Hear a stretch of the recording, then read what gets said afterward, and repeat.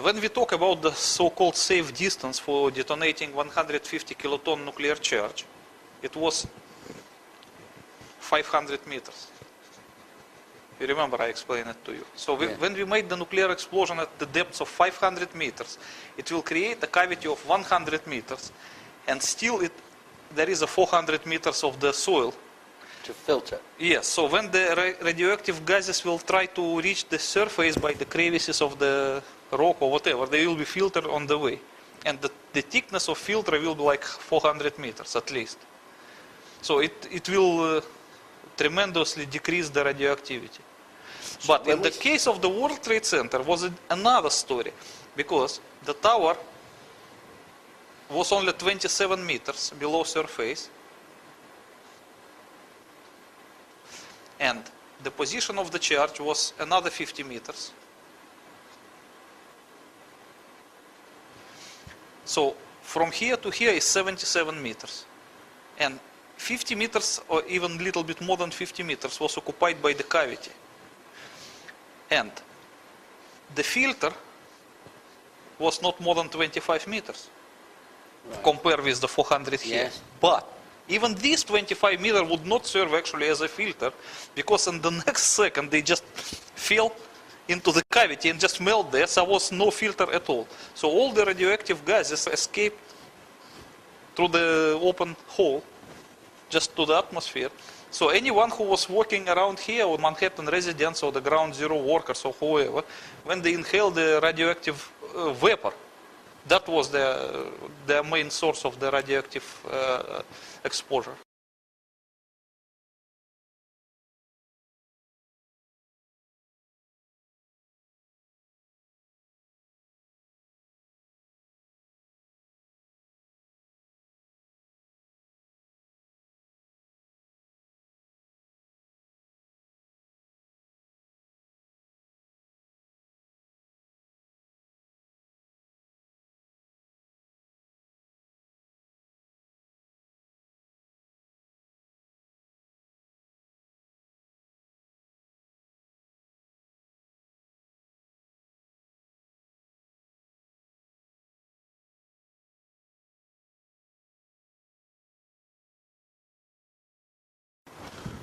Okay.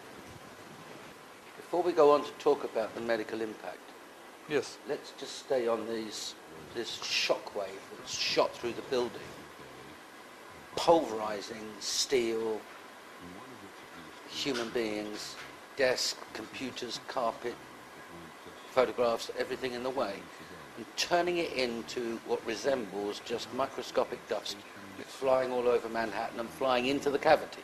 Yes, but very little percentage went to the cavity. Probably maybe 85 was just scattered around Manhattan. Right. And the minor part went And the down. composition of that dust is either concrete or steel, or it's just terribly fine. No, it was not like a plasma. Of course, you can distinguish the structure of actual material. And the various commissions, especially independent ones, who studied the samples of dust, Yes. found that the dust was represented mostly by the steel, fine grounded steel, because the major part of the tower was a steel. The Yes. concrete was very little compared to the steel. 200,000 tons of steel. Yes.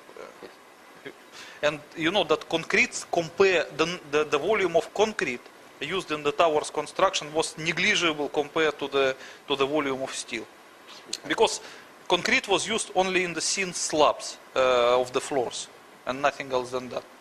Okay, So that's why the most part of the dust was represented by steel dust, while some minor part was also a furniture dust, carpet dust, concrete dust, and of course a human being dust, because human beings were reduced to the same state. You have 210-story office buildings. You don't find a desk. You don't find a chair. You don't find a telephone, a computer.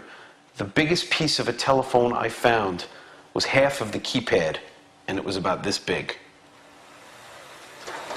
The building collapsed to dust. Okay, just before we move on, the cavity at this point is still an enormous temperature. Yes. thousands of degrees of Celsius. Thousands of It degrees. should be 8,000 and more than that. And that would take a long time to cool down. Yes, completely cool down with the 150 kiloton, it will take at least 1 year.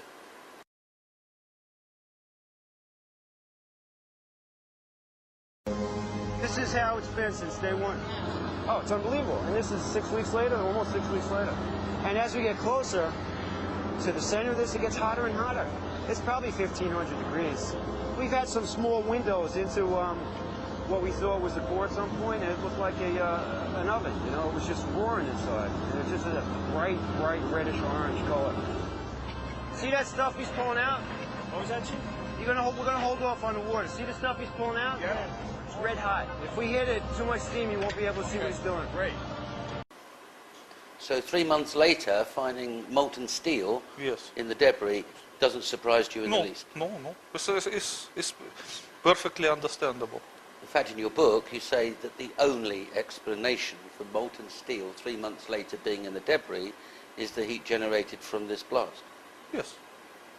Because you can't sustain this kind of temperature for 3 months. Sure.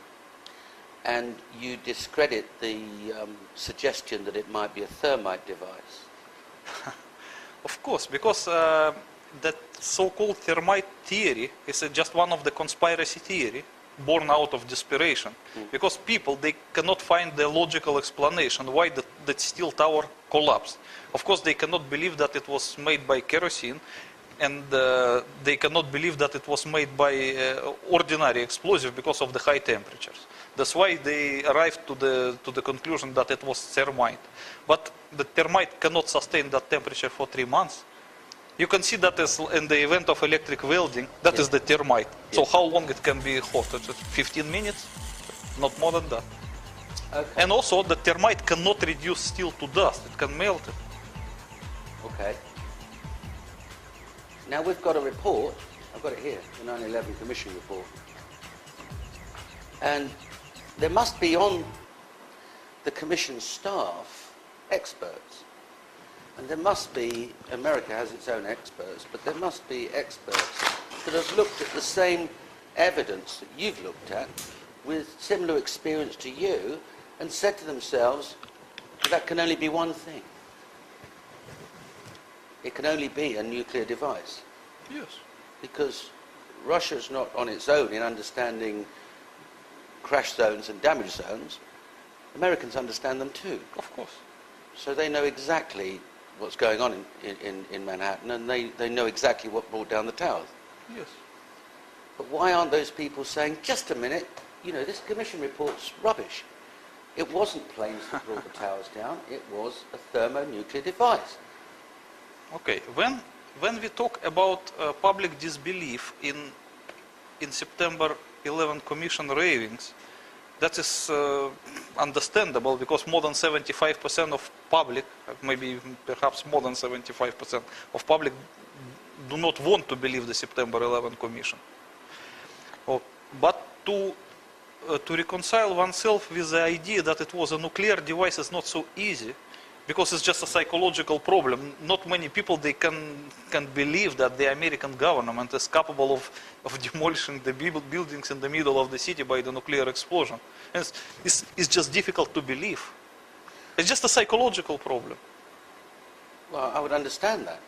But what about that secret? I mean, are these very learned and very eminent men, Lee H. Hamilton, Thomas H. Keene, Richard Benisti, Bob Kerry, Fred Fielding, these are senior partners in law firms, these are presidents of universities, these are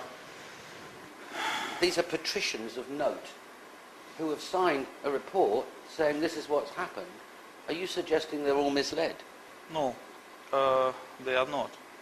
Because the American government was in a very awkward situation. It has divided the so-called truth into a few different levels.